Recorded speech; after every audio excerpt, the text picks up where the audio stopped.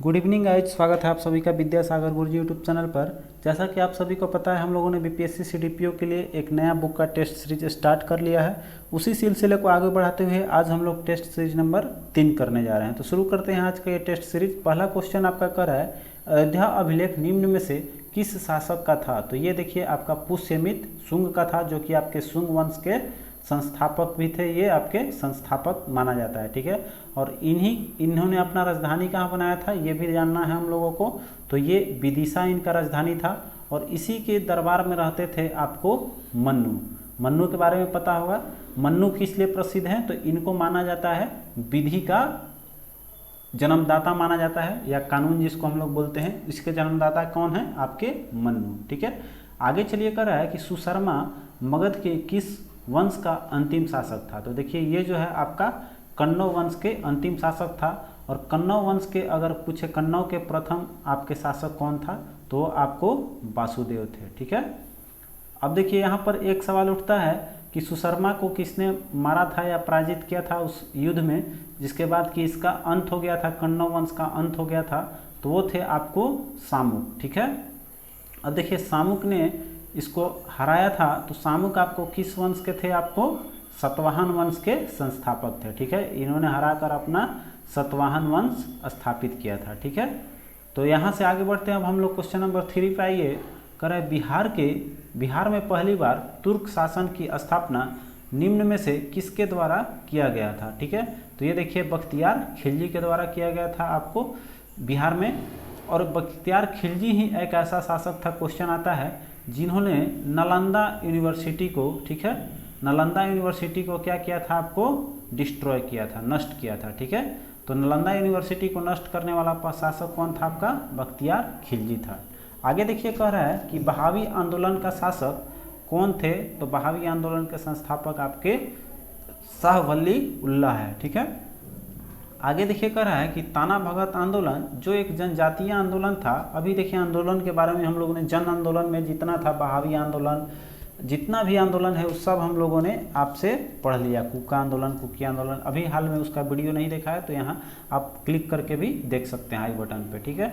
आगे देखिए ताना भगत आंदोलन जो एक जनजातीय आंदोलन था, इसकी शुरुआत निम्न में से किस वर्ष हुई थी। तो इसका आंदोलन का शुरुआत 1913-14 में हुआ था। और ये ताना भगत आंदोलन के प्रतिपादक कौन थे, ये भी जान लेना हम लोग को। तो ताना भगत में भगत मिला लेना हम लोग को। तो जैसे ताना भगत इसमें है तो उसके आपको माना जाता है किसको, तो यहाँ आ जाते हैं जतरा भगत, ठीक है। तो ताना भगत आंदोलन के प्रतिपादक हम लोग मानते हैं जतरा भगत को, ठीक है। इसमें भी भगत लगा रहेगा तो आप समझिएगा जतरा भगत ताना भगत आंदोलन के प्रतिपादक थे, जो कि 13 से 14 में चला। आगे देखिए कर रहा है कि भारतीय राष्ट्रीय कांग्रेस के प्रसिद्ध नेता एवं भारतीय संविधान की प्रथम बैठक की अध्यक्षता करने वाले जो हैं डॉक्टर सच्चिदानंद सिन्हा का जन्म बिहार के किस जिला में हुआ था। तो इनका जन्म भोजपुर में हुआ था, जो कि आपको शाहाबाद क्षेत्र का हेडक्वार्टर हुआ करता था पहले। अब यहाँ देखिए एक चीज़ हम लोग को जानना है कि संविधान सभा की प्रथम बैठक कब हुई थी। तो देखिए इसका प्रथम बैठक हुआ था 9 दिसंबर 1946 में, ठीक है। ये पता भी होगा किसी किसी को।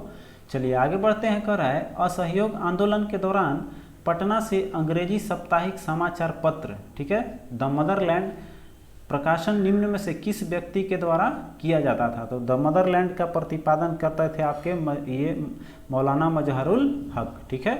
अब यहाँ पर एक चीज़ जानना है, द मदरलैंड जो है ये एक किस तरह का समाचार पत्र था आपका, जो बिहार से प्रकाशित होता था। तो ये साप्ताहिक था, ये भी जानने का चीज़ है। और इसका जो है इन्होंने प्रकाशन कब किया था, ये भी जानना जरूरी है हम लोगों को। तो इन्होंने प्रतिपादन इसका प्रकाशन किया था सितंबर 1921 में, ठीक है। असहयोग आंदोलन इसी दौरान चला था।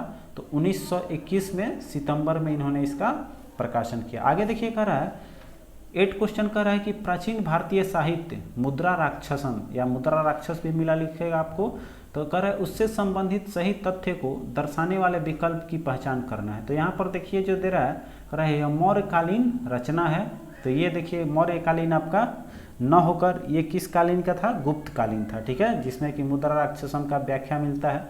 तो ये तो सही हो जाएगा। अगला देखिए आपका कह रहा है कि यह मौर्य इतिहास जानने का स्रोत है। जब इसमें गुप्त काल में इसका रचना हुआ, तो उसके पहले मौर्य काल का इसमें पूरा इतिहास दिया हुआ है, तो आपका ये सही है।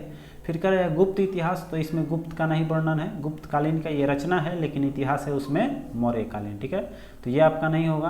कह रहे हैं भद्रबाहु है, नहीं, ये विशाख दत्त द्वारा इसकी रचना की गई है, ठीक है, तो आपका 2, 3 और 6 ऑप्शन ए जो है वो करेक्ट हो जाएगा। क्लियर है। चलिए नेक्स्ट क्वेश्चन देखिए, कह रहा है कि अंग्रेजों के द्वारा बिहार में भू राजस्व वसूली के लिए सर्वप्रथम किस वर्ष रेवेन्यू काउंसिल ऑफ पटना की स्थापना की गई थी। तो रेवेन्यू काउंसिल ऑफ पटना की स्थापना आपका 1770 में किया गया था। आपका बी ऑप्शन जो है वो करेक्ट है। आगे देखिए 10 नंबर क्वेश्चन कह रहा है कि बिहार के कृषक नेता, ठीक है, कौन थे, स्वामी विद्यानंद। कह रहा है कृषक आंदोलन की शुरुआत कब और किस जिला में किया था। तो देखिए 1919 में मधुबनी जिला में उन्होंने विद्यानंद ने प्रारंभ किया था, और उन्होंने किसके विरुद्ध किया था, तो महाराजा दरभंगा जो थे, महाराज दरभंगा, उनके विरुद्ध में इन्होंने कृषक आंदोलन प्रारंभ किया था, विद्यानंद जिसका नेतृत्व किया था। तो बाद में क्या किए थे, दरभंगा महाराज ने उन लोगों को रियासत दे दी, जिसके कारण ये कृषक आंदोलन कमजोर पड़ गया था। आगे देखिए अब कह रहा है कि फ्रेंच ईस्ट इंडिया कंपनी की स्थापना में फ्रांस के किस मंत्री का मुख्य योगदान है। तो उसमें मेन माना जाता है आपको कोलबर्ट का, ठीक है। अब देखिए यहाँ पर हम लोग को ये जानना है कि फ्रेंच ईस्ट इंडिया कंपनी का स्थापना हुई कब थी, सबसे इम्पोर्टेंट बात है। तो ये हुआ था आपका 1664 ईस्वी में। क्लियर। आगे देखिए कर रहा है कि पटना में सदाकत आश्रम, इम्पोर्टेंट है ये, सदाकत आश्रम निम्न में से किस आंदोलन के दौरान स्थापित किया गया था। तो इसकी स्थापना देखिए हुआ था 1921 के दरमियान। असहयोग आंदोलन उस समय भी था, जैसे ऊपर अभी हम लोगों ने पढ़ा। तो असहयोग आंदोलन के दौरान ही 1921 में आपका सदाकत आश्रम की स्थापना पटना में किया गया था, जिसमें कि छात्र जो थे वो आपको इसमें चरखा चलाकर आपका कार्यभार करते थे। आगे देखिए कह रहा है, और एक चीज़ सबसे बड़ी इंपॉर्टेंट आपको देखिए एक चीज़ बताना भूल गए, इसी का जो नाम है सदाकत आश्रम, इसी को फ्यूचर में क्या नाम दे दिया गया आपको, इसी का नाम सदाकत आश्रम को दे दिया गया बिहार प्रदेश का आपका कांग्रेस कमेटी का कार्यालय बन गया, ठीक है। यहाँ पर ध्यान दीजिएगा, ठीक है, क्या बना था, तो बिहार प्रदेश का कांग्रेस कमेटी, ठीक है। चलिए आगे बढ़ते हैं। कह रहा है कि खिलाफत आंदोलन के पक्ष में पटना के निकट फुलवारी शरीफ में आपका इमारत ए सरिया नामक संस्था की स्थापना किसके द्वारा की गई है। तो ये देखिए मेन इसका इमारत ए सरिया का स्थापना किया था आपको मौलाना सज्जाक ने, ठीक है। आपका सी ऑप्शन जो है मौलाना सज्जाक, ये आपका करेक्ट हो जाएगा। और देखिए इन्होंने इसकी स्थापना कब की थी ये भी जानना हम लोग को ज़रूरी है, ठीक है। तो ये आपका 16 फरवरी 1919 को किया था, ठीक है। 16 फरवरी 1919 को इमारत ए सरिया का स्थापना किया था इसने। आगे देखिए 14 नंबर क्वेश्चन कर रहा है, किस अभिलेख में रुद्रदामन प्रथम की विभिन्न उपलब्धियों का वर्णित है या वर्णन किया गया है। तो आपका ये रुद्रदामन का जूनागढ़ अभिलेख है, ठीक है। तो जूनागढ़ अभिलेख आपको इसमें रुद्रदामन की जितनी भी विशेषताएं हैं, जितनी भी उपलब्धियां, सबका इसमें वर्णन है। अब देखिए यहाँ रुद्रदामन ने आपको एक सुदर्शन झील का निर्माण आप लोगों ने सुना होगा। तो सुदर्शन झील का निर्माण किसने करवाया था, चंद्रगुप्त मौर्य ने, ठीक है। इसी का उन्होंने फिर से मरम्मती का कार्य करवाया था, जिसका कि वर्णन आपको स्कंदगुप्त के जूनागढ़ अभिलेख में ही मिलता है, ठीक है। तो ये भी आपको ध्यान देना है कि इसके मरम्मती का अगर पूछेगा तो वो मिलेगा आपको स्कंदगुप्त का, और अगर ऐसे पूछेगा तो आपका रुद्रदामन का जूनागढ़ अभिलेख है। और जूनागढ़ अभिलेख स्कंदगुप्त का भी है।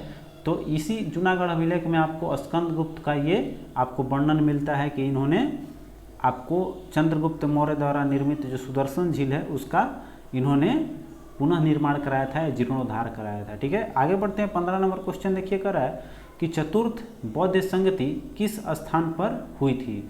तो ये आपका देखिए इसमें कोई नहीं दिया हुआ है, क्योंकि इसका जो है चतुर्थ बौद्ध संगति की स्थापना संगति आपको कश्मीर में हुआ था।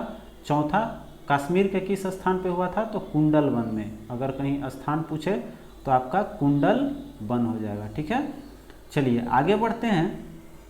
करें 16 क्वेश्चन कि चंपारण सत्याग्रह में गांधी जी ने किसके पक्ष में संघर्ष किया था। तो ये आपको किसानों के पक्ष में किया था चंपारण का। और एक देखिए वीवीआई क्वेश्चन आता है कि ये जो है किनके कहने पर आपको उन्होंने वहाँ चंपारण में आया था। तो शुक्ला जी बुलाए थे आपको, राजकुमार शुक्ला ने। ठीक है, यहाँ ध्यान दीजिएगा, ये क्वेश्चन बहुत बार बीपीएससी ने पूछा है कि किसके कहने पर आपको चंपारण में ये आए थे। तो आपको यहाँ लिख देते हैं राजकुमार शुक्ला के कहने पर। ठीक है, राजकुमार शुक्ला। ठीक है, शुक्ला जी याद रखिएगा तो याद आ जाएंगे राजकुमार शुक्ला जी। ठीक है, जिनके कहने पर आपको गांधी जी चंपारण आए और वहाँ आपको चंपारण सत्याग्रह किसानों के साथ किया था। आगे देखिएगा, किस शासक ने उर्दू को राजकीय संरक्षण प्रदान किया था। तो मोहम्मद शाह के द्वारा उर्दू को राजकीय संरक्षण दिया गया। आगे देखिएगा, निम्नलिखित शासकों में से किस एक ने 4 अश्वमेध यज्ञों का संपादन किया था। तो देखिए 4 अश्वमेध किया था आपका प्रवर सेन ने। ठीक है, प्रवर सेन आपका ए ऑप्शन करेक्ट हो जाएगा। यहाँ पर एक चीज़ समझना है कि प्रवर सेन प्रथम जो है वो किस वंश के शासक थे, ये भी आता है। तो ये आपको बकाटक वंश के, ठीक है, बकाटक वंश के थे। चलिए आगे बढ़ते हैं हम लोग, अगला क्वेश्चन देखते हैं। कह रहा है कि बुद्ध, हिंदू एवं जैन ये तीनों धर्म का जो है शैलाकृति आपको गुहा एक साथ कहाँ विद्यमान है। तो आपको ये मिलेगा एलोरा में। ठीक है, एलोरा में स्थित है, जहाँ की आपको बुद्ध भगवान की मूर्ति भी है। फिर आपको हिंदुओं के लिए वहाँ पर ये भी बनाया गया है, हिंदुओं के लिए शिव का भी है। फिर जैन के लिए शैलाकृत आपको महावीर, ये सब जितने भी है कहा बनाया हुआ आपको मिलेगा एलोरा में है। एलोरा की गुफाएं आप लोगों को पता है, जिसका निर्माण आता है कभी कभी कि एलोरा के गुफाओं का निर्माण किसने करवाया था। तो राष्ट्रकूटों ने। ठीक है, रा से रा मिला लेना है, आप लोग को याद रहेगा हमेशा, राष्ट्रकूटों ने इसका करवाया था। ठीक है, एलोरा राष्ट्रकूट। ठीक है, चलिए आगे बढ़िए। कह रहा है 20 नंबर क्वेश्चन कि वह एकमात्र वायसराय कौन थे जिनकी भारत में हत्या कर दी गई थी। तो वो आपके थे लॉर्ड मेयो, जो कि आपको घूमने गए थे अंडमान निकोबार पे, जहाँ की इनकी हत्या कर दी गई थी। चलिए आगे बढ़ते हैं। हाँ, यहाँ एक चीज़ जानना होगा कि आपको हत्या कब की थी, ये छूट रहा था। तो 1872 ईस्वी में इनकी हत्या हुई थी।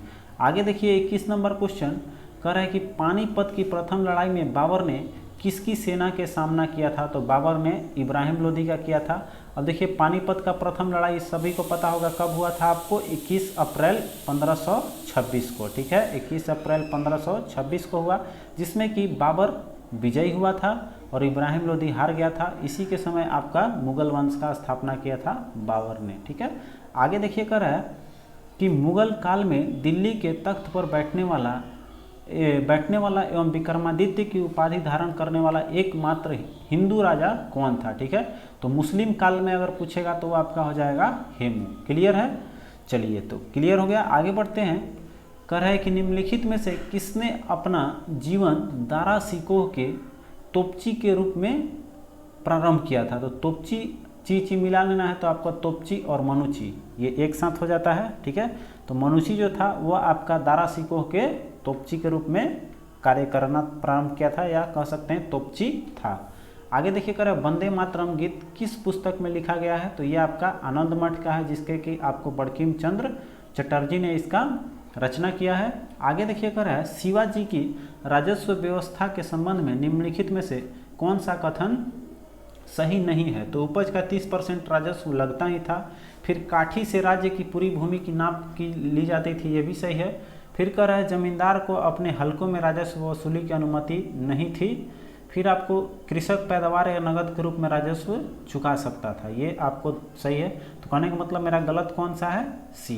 ठीक है, आगे देखिए कह रहा है 18वीं सदी के पूर्वार्ध अर्थात 18वीं सदी के पहले जो है बंगाल के नवाबों की राजधानी कहाँ हुआ करता था, मुर्शिदाबाद। ठीक है, जिसका संस्था आपको निर्माण मुर्शिदाबाद का किसने किया था, किसको बसाया था इसको, तो मुर्शिद कुली खान ने। नाम से ही स्पष्ट है आपको। आगे देखिए कर रहा है थियोसॉफिकल सोसाइटी की स्थापना किसने किया था, संस्थापक कौन थे। तो मैडम वात्स्विकी थी, बलवात्स्विकी आपका हो जाएगा। ठीक है, और इन्होंने आपको स्थापना कब किया था, ये इंपॉर्टेंट बनता है। तो 1875 में, याद रखिएगा 1875 में किया था। आगे कह रहे हैं मगध की प्रथम राजधानी कौन सी थी। तो सबको पता होगा ये भाई कहाँ था पहले, राजगीर या फिर गिरिब्रज। ठीक है, आगे देखिए अगला देखते हैं तो कह रहा है 29 की सिंधु घाटी लिपि की सूचना श्रेय ज्ञात होती है, अर्थात इसकी लिपि का ज्ञात हमसे किससे होता है, तो कहाँ आपको मिलेगा लिखा हुआ, मुहरों पे वहाँ लिखा हुआ मिलता है सिंधु घाटी में, जिसकी लिपि अभी तक पढ़ा नहीं जा सका है। ठीक है, तो ये आपको मुहरों पे लिखा हुआ प्रमाण मिलता है। आगे देखिए कह रहा है कि गाजी मलिक किस वंश का संस्थापक था, तो गाजी मलिक आपका तुगलक वंश के संस्थापक था। वो गाजी मलिक जो है आपको समझना चाहिए, गाजी मलिक यहाँ पर उसका स्पष्ट नाम नहीं लिखा हुआ है। गाजी मलिक किसका नाम था, गयासुद्दीन तुगलक का। ठीक है, जिसने कि तुगलक वंश का स्थापना किया था कब, 1320 में। ठीक है, 1320 में इन्होंने इसका स्थापना किया था। अब देखिए गाजी मलिक आप लोग को यहाँ बता ही दिया, गयासुद्दीन तुगलक था। ठीक है, अब देखिए आगे बढ़ते हैं हम लोग, तो कह रहे हैं खिलजी वंश के प्रथम शासक कौन था, तो खिलजी वंश के प्रथम शासक आपका जलालुद्दीन खिलजी था। देखिए डी ऑप्शन पे है आपका, ये खिलजी वंश का सही जवाब हो जाएगा। ठीक है, चलिए आगे देखते हैं। और एक चीज़ यहाँ, खिलजी वंश का स्थापना कब किया था इसने, ये भी हम लोग को जान लेते हैं, तो 1290 ईस्वी में। ठीक है, अब आगे बढ़ते हैं हम लोग, तो कह रहा है कि भारत के डोमिनियन स्टेट की मांग कब की गई थी। वीवीआई क्वेश्चन है डोमिनियन स्टेट आपका, तो ये देखिए 1916 में मांग हुआ था, लखनऊ पैक्ट में आपका 16 दे रहा है, 1916 लखनऊ पैक्ट में आपका डोमिनियन स्टेट की मांग की गई थी। आगे देखते हैं हम लोग, 33 क्वेश्चन कर रहा है कि भारत का अंतिम वायसराय आपका कौन था, तो अंतिम वायसराय के रूप में किसको चुना गया, आपको लॉर्ड माउंटबेटन को। ठीक है, ये भारत का अंतिम वायसराय माना जाता है। अब देखिए आगे बढ़ते हैं हम लोग, तो कह रहा है आपका कि भारत सेवक समाज की स्थापना किसने की थी, तो भारत सेवक समाज की स्थापना आपका गोपाल कृष्ण गोखले द्वारा किया गया था। तो गोपाल कृष्ण गोखले आपका ऑप्शन नहीं दिया हुआ है, इनमें से कोई नहीं हो जाएगा, तो यहाँ पर लिख देते हैं किसने किया था इसका स्थापना, गोपाल कृष्ण गोखले ने किया था। ठीक है, और इसकी स्थापना 1905 ईस्वी में की गई थी। ठीक है, 1905 में।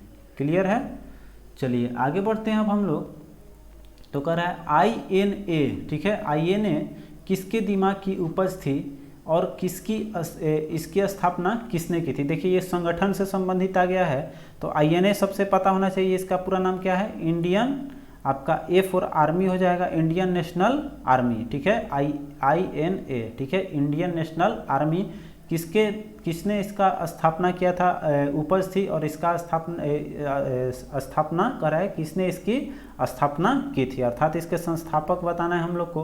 तो ये देखिए मोहन सिंह, कैप्टन मोहन सिंह ने जो है इंडियन नेशनल आर्मी की स्थापना किया था, आपको कब, 1942 में। ठीक है, चलिए आगे बढ़ते हैं हम लोग, तो कह रहा है कि 36 क्वेश्चन कह रहा है कि निम्नलिखित में से कौन सा युग सुमेलित है। ठीक है, तो देखते हैं हम लोग, तो इसमें देखिए पहला है सॉन्डर्स हत्याकांड, ये आपको कब हुआ था, सॉन्डर्स हत्याकांड 1928, ये तो 1928 आपका ये करेक्ट है, 1900 सॉन्डर्स हत्याकांड। फिर देखिए जनरल डायर का हत्याकांड 1932, ये भी सही है। फिर आपका काकोरी हत्याकांड 1925, ये आपका गलत, 25 में हुआ था, ये दे रहा है 1927। ठीक है, 1925 में हुआ था, तो कह रहा है कौन सा युग सुमेलित है, तो आपका ए भी सही है, बी भी सही है, और अलीपुर षड्यंत्र कांड 1908 में हुआ, ये भी सही है। तो इसमें 3 सही हो जाएगा, तो उपरोक्त में से एक से अधिक आपका ई ऑप्शन जो है वो सही हो जाएगा। ठीक है, चलिए आगे बढ़ते हैं। 37 नंबर क्वेश्चन देखिए कर रहा है कि किस देश ने असाधारण प्रतिभा को आकर्षित करने के लिए, ठीक है, गोल्डन योजना शुरू की थी, तो आपका ये है संयुक्त अरब अमीरात ने। ठीक है, अब देखिए कर रहा है 38 क्वेश्चन कि पंजाब में कौन सा स्थान होजरी उद्योग के लिए प्रसिद्ध है, तो पंजाब का होजरी उद्योग के लिए तो सबको पता होगा भाई, कौन सा जगह है, लुधियाना, जहाँ से कि बहुत सारा कपड़े आपको पता होगा निकलता है, तो ए ऑप्शन आपका इसमें सही लगा लेंगे। आगे देखिए 39 क्वेश्चन कर रहा है कि आर्थिक नियोजन, ठीक है, जिसको हम लोग बोलते हैं इकोनॉमिक प्लानिंग, विषय किसका है भाई, तो ये तो सबको पता होगा, ये आपका संघ सूची का है आर्थिक नियोजन। अब देखिए आगे बढ़ते हैं। 40 क्वेश्चन कर रहा है कि भारतीय अर्थव्यवस्था में कृषि का योगदान क्या है, तो कृषि को रखा गया किस श्रेणी में, ये आपको अभी फिलहाल योगदान में ये आपका घट रहा है। ठीक है, माने कृषि का योगदान जो भारतीय अर्थव्यवस्था में हिस्सा कम हो रहा है, तो घट रहा है, यहाँ आंसर हो जाएगा।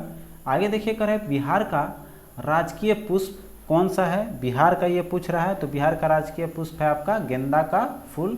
आगे देखिए 42 कह रहा है बिहार का अक्षांशीय विस्तार कितना है, तो बिहार का अक्षांशीय विस्तार आपका 24 मिनट 20 सेकेंड 24 डिग्री 20 मिनट है। फिर आपका 27 डिग्री 31 मिनट आपका उत्तरी अक्षांश है। ठीक है, उत्तर में ये स्थित है, तो आपका उत्तरी अक्षांश हो जाएगा। अब देखिए कर रहा है 43 क्वेश्चन कर रहा है कि बिहार में लोकसभा सदस्यों की संख्या कितनी है, तो लोकसभा इसमें कितना है 40 है।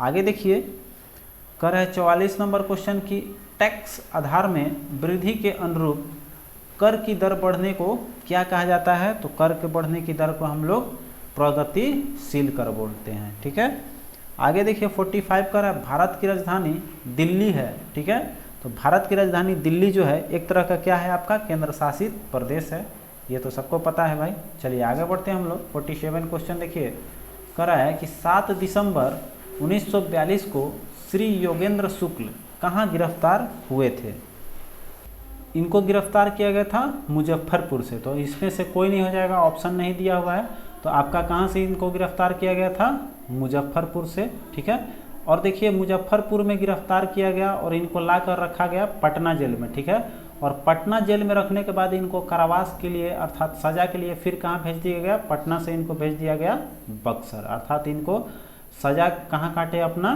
बक्सर जेल में काटते हैं। ठीक है, बक्सर के जेल में काटा इन्होंने।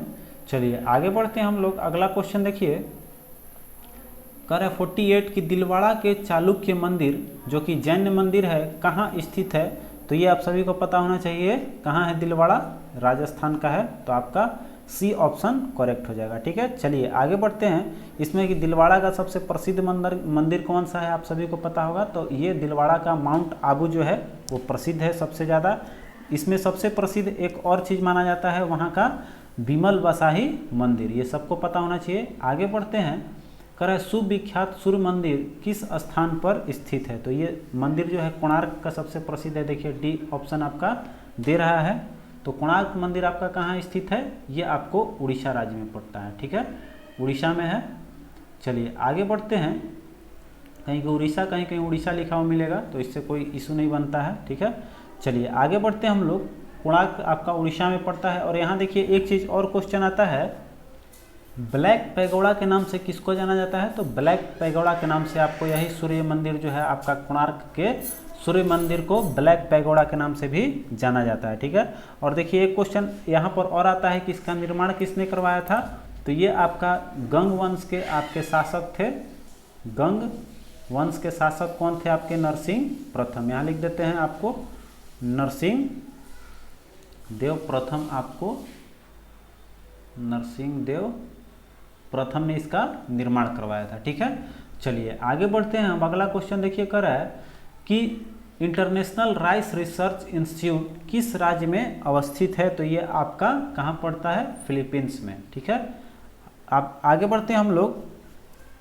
कर रहे 50 नंबर भारत की प्रथम पूर्णतः रंगीन फिल्म कौन सी है, तो रंगीन फिल्म सबसे पहला आपका कौन सा, झांसी की रानी थी। ठीक है, चलिए आगे बढ़ते हैं। कर रहा है भारत का सर्वोच्च नागरिक सम्मान कौन सा है, नागरिक सम्मान की बात कर रहा है, तो नागरिक सम्मान हमारा है भारत रत्न। उसके बाद कौन सा आता है, तो पद्म विभूषण। ठीक है, उसके बाद पद्म भूषण, तब पद्मश्री है, तो ये नागरिक सम्मान के अंतर्गत है।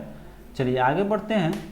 अब देखिए कर रहा है राष्ट्रीय खेलों का प्रारंभ किस वर्ष किया गया था, तो ये आपका 1930 में हुआ था राष्ट्रमंडल खेलों का, जिसका कि प्रथम आयोजन किसने किया था, ये सबको पता होना चाहिए भाई। तो राष्ट्रमंडल खेल का आयोजन सबसे पहले हैमिल्टन में हुआ था। ठीक है, ये क्वेश्चन आता है सर्वप्रथम कहाँ हुआ था, हैमिल्टन में हुआ था। अब हैमिल्टन में इसका सर्वप्रथम 1930 में हुआ था, और दूसरा जो हुआ था 1934 में, उसमें भारत भाग लिया था, पहले वाला में भारत भाग नहीं लिया था। चलिए आगे बढ़ते हैं।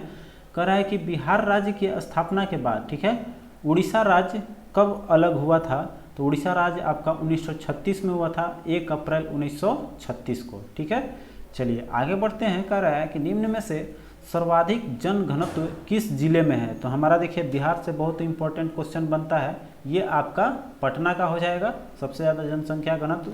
आगे देखिए कह रहा है बिहार एकमात्र उत्पादक है किस चीज़ का, तो ये यहाँ पर आपको पाइराइट मिलता है। चलिए आगे बढ़ते हैं। देखिए यहाँ एक चीज़ हम लोग को जानना है कि पाइराइट किसका होता है, तो देखिए कॉपर का ये अयस्क है आपको पाइराइट, ठीक है। तो ये देखिए आपको ध्यान रखना है, जिसको कि हम लोग पाइराइट को क्या बोलते हैं, इसको हम लोग बोलते हैं पाइराइट को। यहाँ एक चीज़ मिस्टेक हो गया, देखिए ये कॉपर पाइराइट थी, कॉपर पाइराइट से याद आया, लेकिन पाइराइट आपका लोहा का अयस्क होता है, ठीक है, जिसको हम लोग बोलते हैं पाइराइट आपका इसका होता है FeS2। तो FeS2 में मेरा फेरस पाया जाएगा, तो पाइराइट में हो जाएगा मेरा फेरस का, ये लोहा का अयस्क होता है, ठीक है। पाइराइट किसका अयस्क होता है, लोहा का, ठीक है। अब देखिए लोहा में इसमें होता है एक चमक होता है जो कि सोने की तरह होता है, इसलिए पाइराइट को बोला जाता है मूर्खों का सोना, ठीक है। क्या बोलते हैं इसको, मूर्खों का सोना बोला जाता है, ठीक है। आगे चलिए कर रहा है मानव पूंजी सूचकांक कौन जारी करता है, तो मानव पूंजी सूचकांक आपका विश्व बैंक जारी करता है। आगे कह रहा है बिहार में शहरी आबादी कुल आबादी का कितना प्रतिशत है, तो आपका इसमें कुल मिला जुला कर मेरा पड़ता है 11.29%। तो 11.29% नहीं दिया हुआ है, तो इनमें से कोई नहीं हो जाएगा, 11.29% है, ठीक है। 29 नहीं, इसको 29 पढ़ेंगे, तो 11.29% आपका कुल आबादी का है शहरी वाला। आगे देखिए कह रहा है बिहार का अधिकांश क्षेत्र आच्छादित है किस तरह की मिट्टी का, तो ये तो क्वेश्चन आपको कराया हुआ है, ये आपको कछारी मिट्टी जो है बिहार में अधिकांश पाया जाता है, ठीक है। आगे देखिए 59 क्वेश्चन कर रहा है कि नाबार्ड पुनर्वित्त प्रदान करता है किस चीज़ के लिए आपको नाबार्ड है, तो नाबार्ड आपका तो ये कृषि का है, कृषि एवं ग्रामीण विकास के लिए आपका डी ऑप्शन करेक्ट हो जाएगा।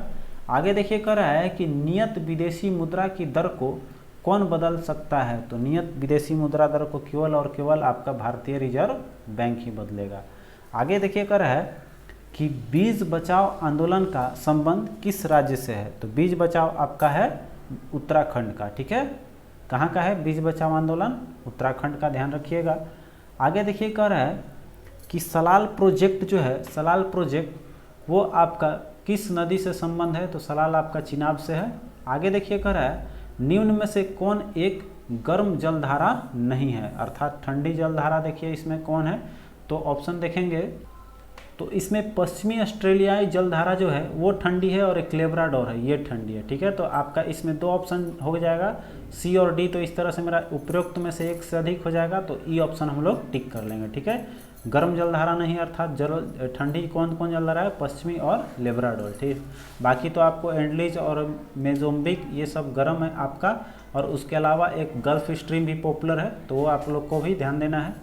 आगे देखिए कर रहे हैं नीचे दिए गए युग्मों में से कौन सा सुमेलित नहीं है, ठीक है। गलत हम लोग को चूज करना है इसमें, तो इसमें देखिए हमारा है सुमेलित नहीं है आपका राष्ट्रीय राजमार्ग, बाकी जो है सब तो सही नजर आ रहा है। 44 जो दे रहा है वो कह रहा है कि दिल्ली से कन्याकुमारी है, लेकिन ये जो दिल्ली से कन्याकुमारी को हमारा जोड़ता है कौन सा राजमार्ग, तो यहाँ देखिए ऑप्शन मेरा डी जो है वो गलत हो जाएगा, सुमेलित नहीं है।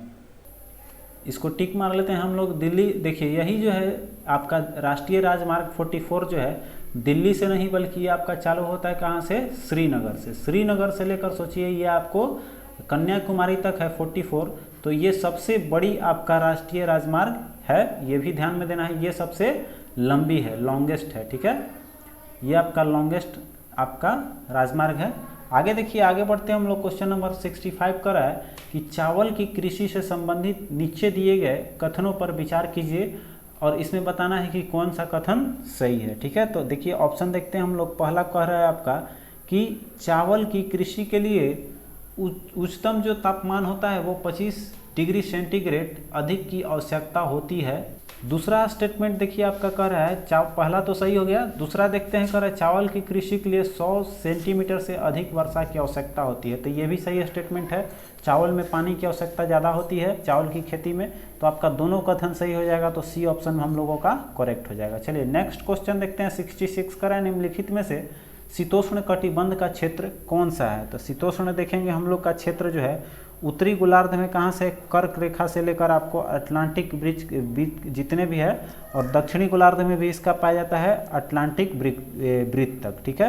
तो इसमें से मेरा जो है दो ऑप्शन मिल जाएगा, तो इसमें हमारा कौन सा हो जाएगा आपका ई जो है एक से अधिक, इसमें सही जवाब हो जाएगा, ठीक है। तो इसमें देखिए आपका ये माने एक भी हो गया, और दक्षिणी में आपका मकर इधर सॉरी इधर कर्क कर्क होगा तो इधर मकर होगा, मकर इधर हम लोग बोलेंगे। तो इसमें मकर रेखा भी हो जाएगा आपका। तो ये दक्षिणी गोलार्ध में मकर रेखा से हो जाएगा अंटार्कटिक वृत्त तक का, ठीक है। तो इस तरह से मेरा ये दो ऑप्शन सही हो जाएगा, ए और बी। तो इसमें से एक से अधिक लेकर चलेंगे, ई ऑप्शन सही हो जाएगा। आगे देखिए कह रहा है कि वर्ष 1960 के सिंधु जल बंटवारे के तहत भारत निम्न में से किस नदी का जल उपयोग नहीं करता है। तो इसका सही जवाब है हमारा कौन सा, चिनाब नदी का, ठीक है। आगे देखिए कह रहा है कि दुक्कमपत्तन किस महासागर में स्थित है। तो दुक्कमपत्तन आपका स्थित है भाई ये अरब सागर में, ठीक है। चलिए आगे बढ़ते हैं। 69 क्वेश्चन कह रहा है पंजाब में बड़ी संख्या में आपको कह रहा है कि अपलावन नहर है, ठीक है, जिसमें जल कहाँ से आता है। तो उसमें मुख्य रूप से जल आता है सतलज नदी का, ठीक है। पंजाब में ऐसे भी सतलज ज़्यादा विस्तृत है, तो हमारा वही जवाब हो जाएगा जो लोग जानते हैं, ठीक है। अब देखिए ये हम लोग आगे बढ़ते हैं। क्वेश्चन देखिए कह रहा है 70 क्वेश्चन कि नौकरशाही के सिद्धांत के संस्थापक या जनक कह रहा है, संस्थापक जनक कौन थे। तो आपको नौकरशाही का माना जाता है मैक्स वेबर को, ठीक है। ये ऑप्शन जो है करेक्ट हो जाएगा। आगे देखिए यहाँ पर एक चीज़ समझना है, मैक्स वेबर का संबंध किस देश से है। तो इसको याद रखिएगा जर्मनी से, ठीक है। ये जर्मन आपका व्यक्ति थे। चलिए आगे बढ़ते हैं। कह रहा है कि गोथ डिवेस, ठीक है, गोथ डिवेस सुरंग किस देश में स्थित है। तो ये आपका स्विट्जरलैंड में पड़ता है। आपका डी ऑप्शन जो है करेक्ट हो जाएगा। आगे देखिए कह रहा है कि चौराबाड़ी ग्लेशियर स्थित है कहाँ आपका। तो चौराबाड़ी आपका केदारनाथ मंदिर में है। केदारनाथ मंदिर के उत्तर में ये पड़ता है, यहाँ पर सब दे दिया है। तो ये आपका उत्तरी क्षेत्र में स्थित है। तो आपका ऑप्शन जो है सी आपका सही जवाब हो जाएगा, ठीक है। आगे देखिए कह रहा है कि किस वर्ष भारत विश्व का सर्वाधिक जनसंख्या वाला देश हो जाएगा। ये अनुमान लगाया गया 2027 तक, ठीक है। आगे देखिए 74 क्वेश्चन कर रहा है सबसे बड़ा हिमनद निम्नलिखित में से कौन सा है। तो सबसे बड़ा हिमनद है गंगोत्री, सभी को पता होगा। आगे देखिए 75 कर रहा है कि इंडियन ब्यूरो ऑफ माइंस का मुख्यालय कहाँ स्थित है। तो इसका मुख्यालय आपको नागपुर में है, माइंस का। आगे चलते हैं कर रहा है कि ग्रेट साल्ट झील कहाँ स्थित है। तो ग्रेट साल्ट झील आपका संयुक्त राज्य अमेरिका यूएसए में है। सी ऑप्शन करेक्ट हो जाएगा, ठीक है। जहाँ पर कि इसको ग्रेट साल्ट नाम इसलिए दिया गया है कि यहाँ जो है लवणता सबसे ज़्यादा है, और वहाँ लवणता इस ग्रेट साल्ट झील का लवणता लगभग 220% है, ठीक है। और एक क्वेश्चन आता है कि सबसे ज़्यादा लवणता किसका पाया जाता है। तो सबसे अधिक लवणता वाला झील है आपका वन झील, ठीक है। कौन सा है, वन झील, ये पता होगा सभी लोगों को। सबसे लवणीय झील कौन सा है, वन झील है। ये कहाँ स्थित है आपको, तुर्क में, ठीक है। अब देखिए तुर्क में जब ये है तो इसकी लवणता की बात कर लेते हैं। जब ये 220% है तो इसमें पाया जाता है कितना, सबसे अधिक लवणता है इसका 330%, ठीक है। चलिए आगे बढ़ते हैं। और इसके बाद आता है आपको ये मृत सागर जो है इजराइल का जॉर्डन में है आपको मृत सागर, जिसकी लवणता आपको 238% के आसपास बताया जाता है। आगे देखिए कर रहा है कि कोणधारी वन नहीं पाए जाते हैं आपको कहाँ पर। तो कोणधारी वन यहाँ आपको अमेजोनिया में नहीं पाया जाता है, बाकी ये सब में आपको पाया जाएगा, ठीक है। आगे देखिए कर रहा है कि हिरक वलय एक दृश्य है जिसे देखा जा सकता है। कब देखा जा सकता है, हिरक वलय को हम लोग देख सकते हैं जब आपको पूर्णतः पथ चिन्ह के परिधियों के क्षेत्र पर इसको देखा जाता है हिरक विलय, ठीक है। हिरक विलय आखिर दिखता कब है, ये सबसे बड़ी चीज़ है। हिरक विलय को हम लोग इंग्लिश में क्या बोलते हैं, डायमंड रिंग, ठीक है। इसको हम लोग बोलते हैं डायमंड रिंग, ठीक। अब देखिए ये डायमंड रिंग जो है कब दिखाई पड़ता है। तो जब आपका ग्रहण लगता है तो ग्रहण के समय क्या होता है कि मून जो है वो सन को पूरी तरह से ढक लेता है, ठीक है। जब यहाँ से हम लोग देखेंगे तो ये पूरी तरह से ढक लेता है, तो इसके बाहर बाहर एक वलय दिखाई देता है, ठीक है। इसी वलय को बोलते हैं हम लोग डायमंड रिंग, ठीक है। चलिए आगे बढ़ते हैं। तो इसका सही जवाब हो जाएगा कहाँ दिखाई देता है, पथ चिन्ह के परिधीय क्षेत्र पर, मतलब ये आपको इसके परिधीय चिन्ह पे दिखाई देगा। आपका डी ऑप्शन करेक्ट हो जाएगा। चलिए आगे बढ़ते हैं। 79 क्वेश्चन कर रहा है कि आपका राउरकेला इस्पात संयंत्र लौह अयस्क की आपूर्ति होता है किस क्षेत्र से। तो राउरकेला में आपको जाके पूर्ति होता है ये कयंझोर क्षेत्र से, ठीक है। यहाँ से जाकर ये आपूर्ति करता है राउरकेला का, ठीक है। आगे चलते हैं 18 क्वेश्चन, आपका 80 क्वेश्चन देखिए कह रहा है कि निम्नलिखित में से कौन सा बाल्कन देश है, ठीक है। तो इसमें देखिए बाल्कन देश, इसमें सभी देश जो है बाल्कन देश होता है। जो बाल्कन पहाड़ियों के आसपास देश पाया जाता है उसको बाल्कन देश बोलते हैं। तो इसमें देखेंगे हम लोग तो ऑस्ट्रिया के अलावा इसमें आपका सब जो है आपको पाया जाएगा, जैसे रोमानिया भी स्थित है, आपका बुल्गारिया भी है और आपका स्लोवेनिया भी है, बल्कि आपका ऑस्ट्रिया जो है वो नहीं है। तो इसमें 3 ऑप्शन सही हो जाएगा, तो मेरा एक से अधिक ई ऑप्शन पे हम लोग टिक मार लेंगे, ठीक है। चलिए आगे बढ़ते हैं। 81 क्वेश्चन कह रहा है कि संपत्ति के अधिकार को, ठीक है, संपत्ति के अधिकार को जो है 44वें संविधान संशोधन जो आपका 1978 में हुआ, करें मौलिक अधिकार की श्रेणी से हटाकर कानूनी अधिकार बना दिया गया और वर्तमान में संपत्ति का अधिकार भारतीय संविधान के किस भाग में एक कानूनी अधिकार के रूप में रख दिया गया था। तो ये भाग 12 में आया है। आपको फिलहाल में मैंने इस क्वेश्चन को कराया था, प्रीवियस क्वेश्चन आपका है, पिछले ही सेट का होगा ये। तो 12 नंबर में इसको लाके रख दिया गया था। वीवीआई क्वेश्चन है, ध्यान से इसको याद रखिएगा। अब देखिए 82 क्वेश्चन कर रहा है कि भारत के किसी व्यापारी या व्यापारिक प्रतिष्ठान को यह गारंटी संविधान के किस अनुच्छेद से प्राप्त होता है कि वह भारत के किसी भी क्षेत्र में अबाध रूप से अपनी व्यापारिक गतिविधियां संचालित कर सकता है। तो ये अधिकार आपको दिया गया है संविधान अनुच्छेद, तो इसमें अनुच्छेद आपका 301 और 303 दोनों इसमें मिल जाएगा। तो देखिए 301 303 आपका 2 ऑप्शन हो जाएगा, तो हम लोग एक से अधिक लगा लेंगे, ठीक है। इसका पूरा वर्णन आपको मिलता है, जितनी भी व्यापारिक चीज़ है वो मिलता है 301 से 307 के बीच में, जिसमें कि ये आपको तय करता है कि हम भारत के किसी भी राज्य में बिना माने अबाध किए हुए हम किसी भी व्यापारिक गतिविधि को संचालित कर सकते हैं। तो ये 2 हो जाएगा, 301 और 303 इसमें व्याख्या मिलता है।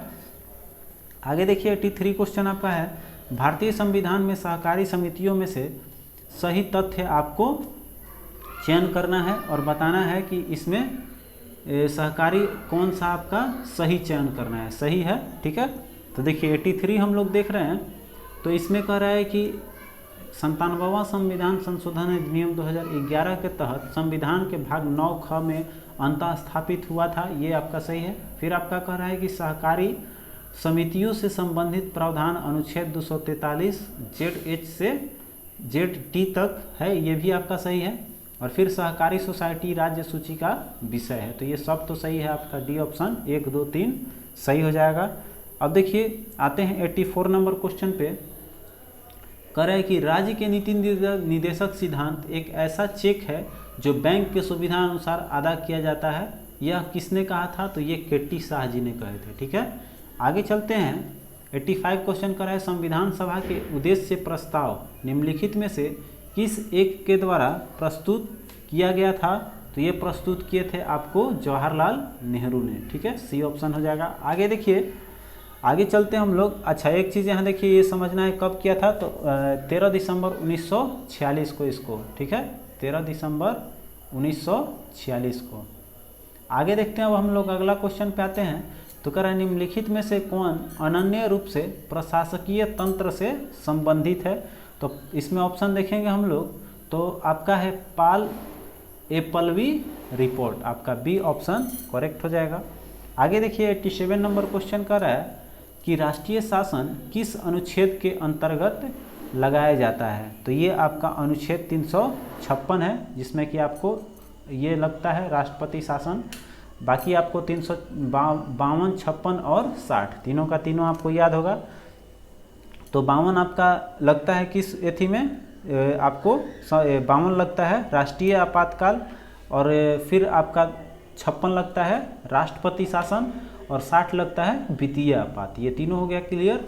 आगे देखते हैं हम लोग 88 कह रहा है कि राष्ट्रीय राजधानी क्षेत्र दिल्ली का संवैधानिक प्रमुख कौन होता है। तो दिल्ली का मुख्य रूप से कौन होता है, आपका उपराज्यपाल वहाँ का शासक होता है। जैसे कि वो केंद्र शासित है, तो केंद्र शासित में उपराज्यपाल ही वहाँ का संवैधानिक प्रमुख होता है। चलिए आगे बढ़ते हैं हम लोग। तो कह रहे हैं किसके द्वारा नियत किए जाने पर सर्वोच्च न्यायालय दिल्ली के अलावा किस अन्य स्थान पर भी सुनवाई कर सकता है। तो ये है आपका मुख्य न्यायाधीश, जो कि आपको कहीं भी कर सकता है। समझ में आया। जैसे कि ये कह रहा है कि किसके द्वारा नियत किए जाने पर सर्वोच्च न्यायालय दिल्ली के अलावा किसी अन्य स्थान पर भी सुनवाई कर सकता है। कहने का मतलब न्यायालय ऐसा बाध्य नहीं है कि वो सर्वोच्च न्यायालय अर्थात दिल्ली में जो स्थित है वहीं करेगा, ये आपको कोर्ट कहीं भी लगा सकता है। तो ये किसके आदेश से होता है? मुख्य न्यायाधीश के आदेश से। क्लियर है? आगे देखिए कर है कि निम्नलिखित में से कौन सा युग्म गलत है। तो देखिए हम लोग देखते हैं।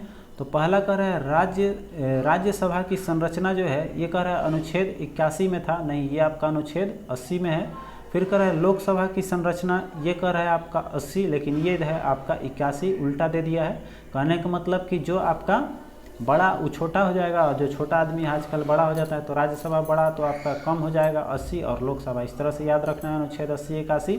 अब देखिए आगे कह रहा है कि भारत का महान्यायवादी जो है अनुच्छेद 76, ये तो आपका सही है।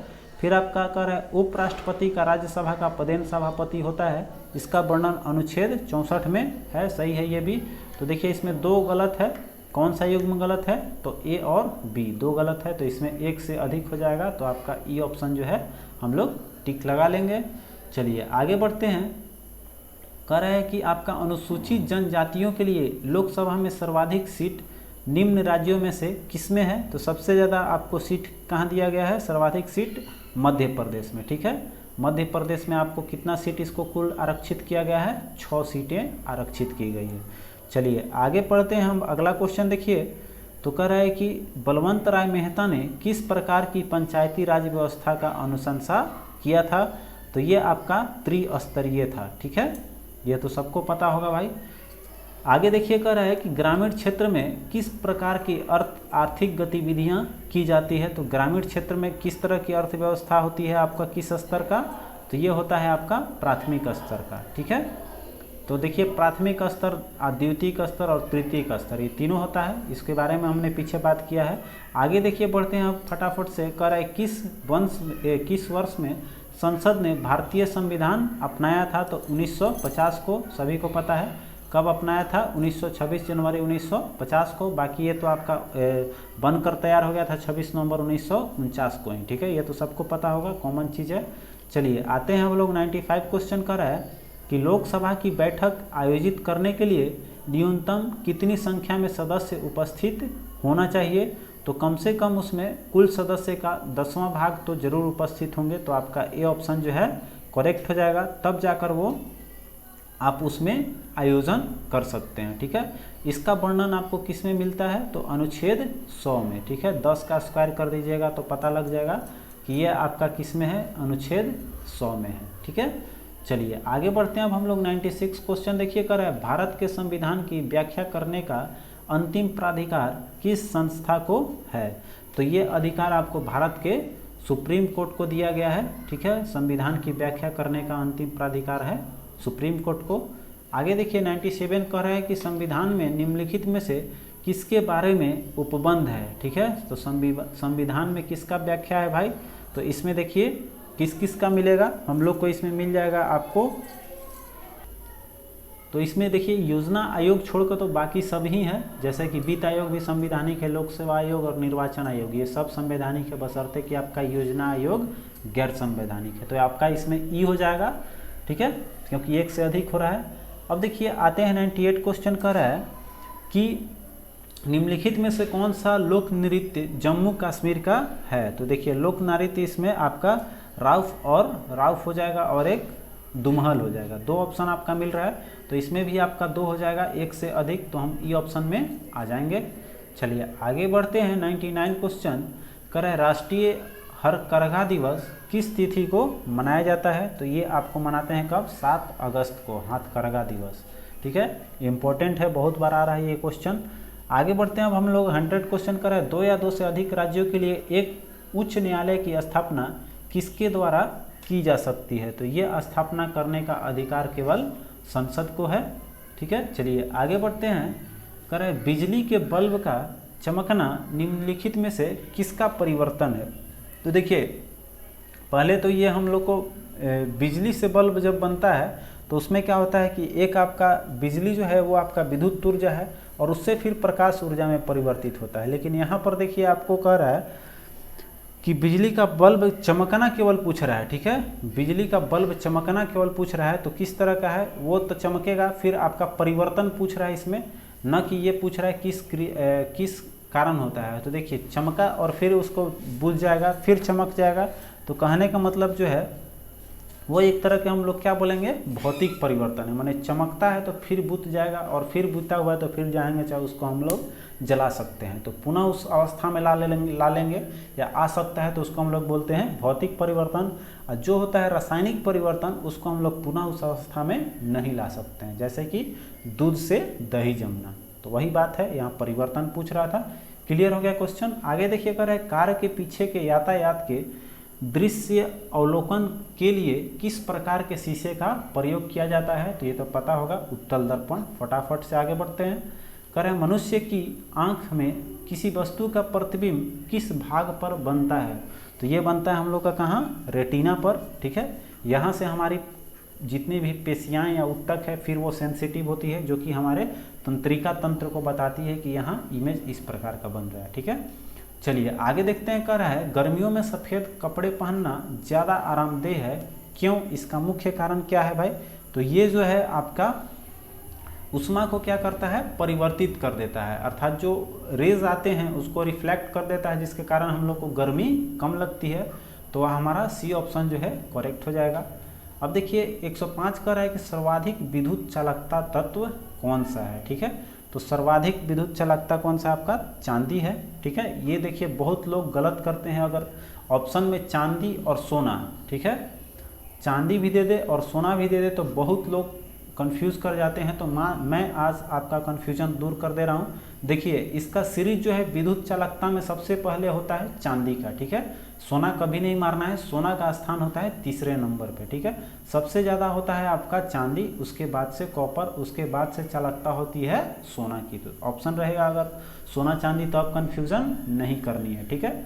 चलिए आगे बढ़ते हैं। कर है साधारण बैरोमीटर में कौन से द्रव का प्रयोग किया जाता है। तो इसमें देखिए बैरोमीटर में क्या रहता है, आपका पारा भरा जाता है, ठीक है। एक क्वेश्चन आता है आपका कि अचानक से पारा गिर जाए तो वो किसका आपको संकेत देता है, तो वो तूफान का देता है।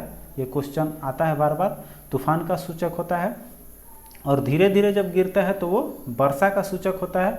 और धीरे धीरे अगर वो ऊपर चढ़ने लगा तो कहेंगे कि मौसम साफ हो जाएगा, ठीक है। आगे पढ़ते हैं। कर रहा है 107 नंबर क्वेश्चन देखिए, कर रहा है कि निम्नांकित में से सही तथ्य या कथन की पहचान करना है, ठीक है। तो सही केवल पहचान रहे हम लोग, कौन सा है इसमें। तो देखिए कह रहा है कि द्रव्य में ठोस की घुलनशीलता तापमान बढ़ाने पर बढ़ता है, एकदम सही है, और घटाने पर घटता है।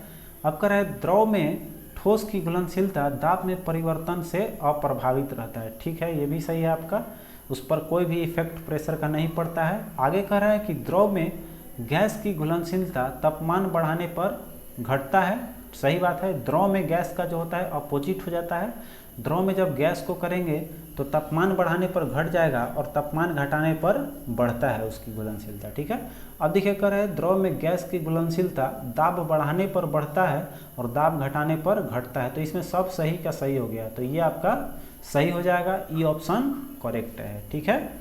चलिए आगे बढ़ते हैं। 108 नंबर क्वेश्चन कर रहा है कि वायु में स्थित विभिन्न गैसीय अवयवों को पृथक्करण करने का सबसे अच्छा विधि कौन सा है भाई। तो इसमें हमारा हो जाएगा, देखिए ये फ्रैक्शनल डिस्टिलेशन मेथड से इसको अलग किया जाता है, ठीक है। गैसीय अवयव जो वायु में भरा हुआ रहता है उसको हम लोग फ्रैक्शनल डिस्टिलेशन मेथड से उसको अलग करते हैं, जैसे कि ऑक्सीजन, नाइट्रोजन, हाइड्रोजन, इसको फ्रैक्शनल डिस्टिलेशन मेथड से अलग किया जा सकता है। आगे बढ़ते हैं हम लोग। कह रहा है कि क्लोरीन परमाणु में वैलेंसी इलेक्ट्रॉनों की संख्या कितनी होती है। तो देखिए क्लोरीन के बाह्यतम कक्षा में कितनी संख्या होती है, 7 होती है, ठीक है। तो आपका वैलेंसी इलेक्ट्रॉन हो जाएंगे 7। और अगर चार्ज की बात करेगा तो कितना हो जाएगा, -1, 7 है इसका। तो एक अगर इस पे इलेक्ट्रॉन ले लेगा तो 8 हो जाएगा, तो इसके बाह्यतम कक्षा पूर्ण हो जाती है, तो आपका -1 हो जाएगा इसका चार्जेस। और अगर वैलेंसी इलेक्ट्रॉन की संख्या तो 7 होगा इसके बाह्यतम कक्षा में। आगे बढ़ते हैं। कह रहा है प्लास्टर ऑफ पेरिस का सूत्र क्या होता है। तो प्लास्टर ऑफ पेरिस का सूत्र क्या होता है आपका, CaSO4 ½ H2O होता है। तो आपका डी ऑप्शन पे दे रहा है, ठीक है। और CaSO4 2H2O किसका होता है भाई, तो ये जिप्सम का होता है। क्लियर है सबको। चलिए 111 नंबर क्वेश्चन देखिए, कह रहा है कि निम्नलिखित में से कौन सा उर्वरक खनिज है। तो उर्वरक के रूप में देखिए कौन कौन सा होता है, फास्फोट होता है, ये आपका फास्फोट होता है, फिर नाइट्रोजन भी होता है, और एक आपका पोटासियम पोटास भी दिया हुआ है, तो ये भी हो जाएगा। टंगस्टन तो धातु है आपका, तो ये होता नहीं है, ठीक है। ये आपको बॉल में उपयोग करते हैं, तो मेरा B, C, D हो जाएगा, तो एक से अधिक ई ऑप्शन टिक मार लेंगे। क्लियर है। आगे बढ़ते हैं फटाफट से। करें मानव शरीर में सबसे बड़ी ग्रंथि कौन सी है, ये तो सबको पता होगा भाई, तो यकृत सबसे बड़ी ग्रंथि है। आगे देखिए करें सिरका का रासायनिक नाम क्या है। तो सिरका का रासायनिक नाम सबको पता है, सिरका मतलब एसिड, इसमें हो जाएगा मेरा एसिटिक एसिड, ठीक है। डी ऑप्शन जो है करेक्ट हो जाएगा। आगे चलते हैं 114 नंबर क्वेश्चन देखिए, करें सूची 1 को सूची 2 से सुमेलित करना है और कूट के आधार पर हमको इसका आंसर बताना है। ए कह रहा है आपका ए सलीम अली हैं, तो सलीम अली आपको क्या है, एक पक्षी वैज्ञानिक हैं, ठीक है। आपका ए का 4 हो जाएगा, तो ऐसी ऑप्शन तो डी मिल गया आपको। अब देखिए A.O. विल्सन जो हैं वो आपके कीट वैज्ञानिक हैं, फिर आपका M.S. स्वामीनाथन ये तो कृषि वैज्ञानिक, और फिर आपका माधव गाडविल पर्यावरण शास्त्री हैं, ठीक है। तो ये आपका डी ऑप्शन करेक्ट हो गया।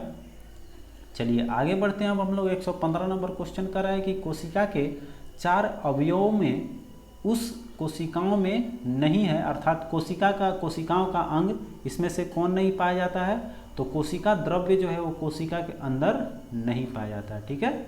चलिए आगे बढ़ते हैं। आपको पता होना चाहिए कोशिका के, आपको ये जो होता है 4 इसके भाग जैसे दिए हुए हैं, तो उसके कोशिका जो ये पाया जाता है कौन सा, कोशिका द्रव्य पाया जाता है, तो ये आपका बाहर पाया जाता है, इसीलिए इसको कह रहा है कि इसमें क्वेश्चन दे दिया है कि कोशिका के 4 अवयवों में उस कोशिका में नहीं होती है, तो आपका कोशिका द्रव्य। क्लियर हो गया।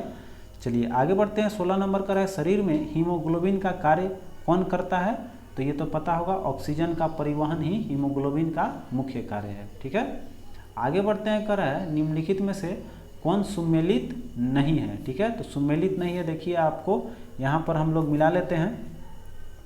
कह रहा है कि कैफीन यहाँ पर जो है, देखिए कह रहा है कि एट्रोपिन जो है, एट्रोपिन कहाँ पाया जाता है, तो आपको एट्रोपिन बेलाडोना में यहाँ दवा दिया हुआ है, और उससे संबंधित जीव दे रहा है कि वो चीज़ कहाँ से उत्पन्न होता है या कहाँ से उसको निकाला जाता है।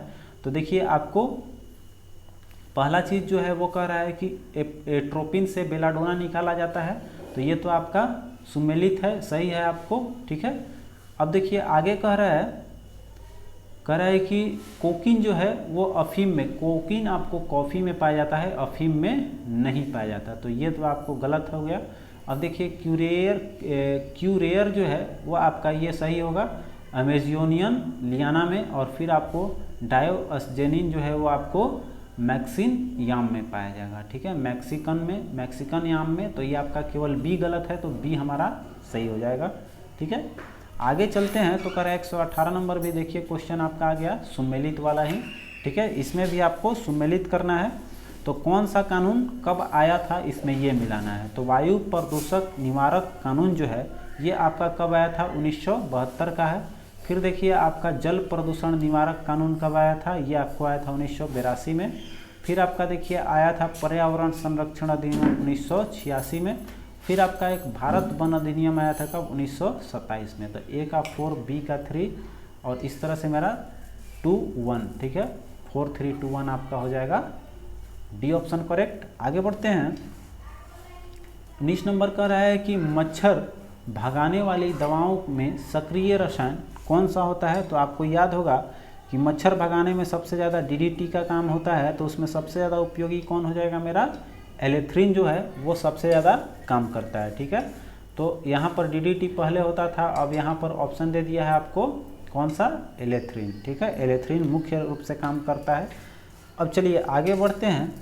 कह रहा है कि भारतीय अर्थव्यवस्था में निम्नलिखित में से कौन सा बैंक केंद्रीय बैंक की तरह कार्य करता है। तो ये तो सबको पता होगा, रिजर्व बैंक है मेरा। आगे बढ़ते हैं। कह रहा है अनुसूचित जनजातियों या जनजाति के लिए लोकसभा में सर्वाधिक सीट निम्न राज्यों में से किसमें है।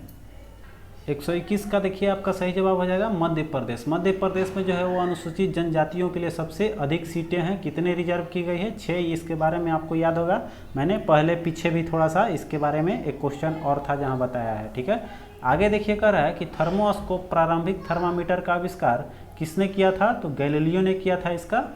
आगे देखिए कह रहा है भारत सेवक समाज की स्थापना किसने की थी? तो भारत सेवक समाज की स्थापना गोपाल कृष्ण गोखले ने किया था। ये भी देखिए क्वेश्चन आपको ऊपर आया हुआ था, किसने किया था? गोपाल कृष्ण गोखले ने। ठीक है, और कब किया था ये भी बताया है, 1905 में। ठीक है, गोपाल कृष्ण गोखले, यहाँ लिख लीजिएगा आप लोग। ठीक है, 1905 में इसने किया था। चलिए आगे बढ़ते हैं। अगला क्वेश्चन देखिए कह रहा है कि इकोसिस्टम शब्द दिया था। इकोसिस्टम शब्द के प्रतिपादक कौन थे आपको? तो ये हैं आपको इकोसिस्टम शब्द के एजी टेंसले। ठीक है, टेंसले ने इसको किया था। आगे बढ़ते हैं। 125 नंबर क्वेश्चन कर रहा है कि कोशिका का दिमाग कौन सा माना गया है? तो कोशिका का दिमाग केंद्रक होता है उसका। ठीक है, केंद्रक प्रमुख होता है इसमें। आगे चलते हैं, कर रहा है मानव रक्त में किस रक्त समूह को सर्वदाता कहा गया है? तो जो ओ होते हैं, ओ ग्रुप ब्लड ग्रुप के, वो सर्वदाता होते हैं, और ए बी जो होते हैं वो सर्वग्राही होते हैं। ये तो क्लियर होगा। चलिए आगे बढ़ते हैं। कर रहा है मनुष्य, वनस्पति जगत एवं प्रणाली जगत, ठीक है, किस प्रकार से संसाधन है? तो ये किस प्रकार से हम लोग इसको जोड़ सकते हैं? तो ये जितने भी हैं मनुष्य, वनस्पति और प्राणी, ये सब किस में आ जाएंगे? जैव में आ जाएंगे। ठीक है, ये जैव संसाधन है। आगे देखते हैं हम लोग 128 कर रहा है वायु की गुणवत्ता जानने के लिए निम्न में से किस गैस का प्रयोग नहीं किया जाता है? तो देखिए इसमें हमारा जो है कार्बन डाइऑक्साइड जो है उसकी गुणवत्ता सूचकांक में नहीं रखा जाता है। ठीक है, ये सबसे इम्पोर्टेंट चीज़ है कि इसको रखा नहीं जाता है। ठीक है, चलिए आगे बढ़ाते हैं। इसके जगह देखिए कार्बन डाइऑक्साइड के जगह हम लोग किसको रख लेता है? कार्बन मोनोऑक्साइड को रखा जाता है। ठीक है, डाइऑक्साइड नहीं होता इसमें। आगे बढ़ते हैं हम लोग। तो कह रहा है कि मनुष्य द्वारा उत्पन्न प्रदूषक क्या कहलाते हैं? तो जो मनुष्य उत्पन्न करता है उसको हम लोग बोलते हैं एंथ्रोपोजेनिक। ठीक है, आगे बढ़ते हैं। कह रहा है एक कृत्रिम उपग्रह में विद्युत ऊर्जा का स्रोत क्या होता है भाई? तो कृत्रिम में वो मिलता है सौर सेल से। ठीक है, आगे बढ़ते हैं। 31 क्वेश्चन देखिए कह रहा है कि आपका इथेनोलॉग की रिपोर्ट के आधार पर विश्व में 7117 भाषाएं बोली जाती हैं, जिसमें भारत में कुल कितनी भाषाएं बोली जाती है? तो टोटल 456 है। कॉन्सिक्यूटिव याद रखिएगा 4, 5, 6। ठीक है, अब देखिए यहाँ पर हम लोगों ने ये जो जितने भी अब आ रहे हैं क्वेश्चन, ये आपका करंट अफेयर्स का है। ठीक है, तो इसको फटाफट से हम लोग करते हैं। तो कह रहा है 26वीं प्रौद्योगिकी शिखर सम्मेलन दिसंबर 2020 में कहाँ आयोजित हुआ जिसमें पुर्तगाल भागीदारी देश था? तो वह आपका हुआ है भारत में। आगे कर रहे हैं किस राज्य सरकार ने मुखिया ग्रामीण सड़क योजना, ठीक है, मुखिया ग्रामीण सड़क योजना चालू किया है? आपका मध्य प्रदेश ने। 34 क्वेश्चन देखिए कर रहा है किस संचार उपग्रह CMS-1 को लॉन्च करने की घोषणा की है? तो आपका ये इसरो ने करने का घोषणा किया है। आगे देखिए कर रहा है हाल ही में किस देश ने घरेलू उपयोग के लिए विश्व की पहला कोविड-19 स्व परीक्षण किट को मंजूरी दे दी है? तो वो आपका अमेरिका है। आगे कर रहा है social entrepreneur of the year पुरस्कार किसने जीता है? तो ये मिला है आपको अशरफ पटेल को। ठीक है, आगे बढ़ते हैं हम लोग। देखिए यहाँ पर थोड़ा सा आगे बढ़ेंगे तो हम लोग को क्वेश्चन मिलेगा 137। कह रहा है कि एवरी ब्रेथ काउंट्स, यह थीम 2020 में किस दिवस के अवसर पर दिया गया है? तो ये आपको विश्व निमोनिया दिवस का थीम है, एवरी ब्रेथ काउंट। ठीक है, एवरी ब्रेथ काउंट्स हो जाएगा, ये थीम हो जाएगा आपका निमोनिया दिवस। अब कह रहा है अक्षय ऊर्जा क्षमता में भारत दिसंबर 2020 में विश्व का कौन सा स्थान रखता है? तो ये स्थान मिला है आपको चौथा। ठीक है, आगे बढ़ते हैं। कह रहा है कि टाइगर स्पीक पुस्तक के लेखक कौन हैं आपके? टाइगर स्पीक के लेखक हैं आपके हरिओम तिवारी। आगे बढ़िए। कर है विश्व में प्रजनन दर 15-16 में 3.4 थी, जो 19-20 में कितनी रह गई है? तो आपका ये मात्र 2.9% रह गया। ठीक है, 2.9 नहीं बल्कि 3% इसमें हुआ है। ठीक है, आपका हो जाएगा 3% करेक्ट। ठीक है, आपका 3% ले लेंगे। आगे चलते हैं। अगला क्वेश्चन देखिए, कह रहा है कि चक्रवात जिसका नाम था गति का नामकरण किस देश के द्वारा किया गया था? तो चक्रवात में आपका इसमें गति शब्द का प्रयोग किया था किसने? भारत ने। आगे बढ़ते हैं, करें कोरोना वायरस का नया स्ट्रेन, ठीक है, N440 जो है कि किस राज्य में पहली बार पाया गया है? तो ये आपको मिला है सबसे पहले तमिलनाडु में। अब कह रहा है कि